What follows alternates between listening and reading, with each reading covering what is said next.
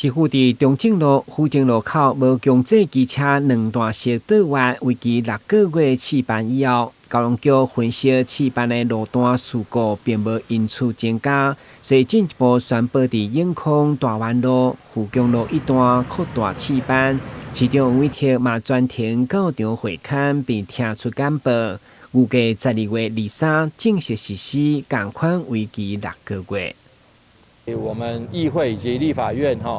地方民意反映的倡议，那能够让这个试办一步一步揭开。我们除了现在的大湾路、富强路之外，还有陆陆续续会公布其他的路段。一等我们配套措施研议好的话，我们会陆陆续续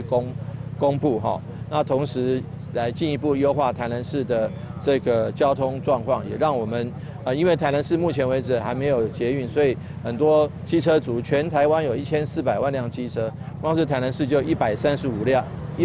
万辆，所以说可以说几乎占了全国的1/10占了全国的1/10的机车数，所以我们机车族是非常庞大的，所以我们也希望让机车族有更好、更优的用路环境。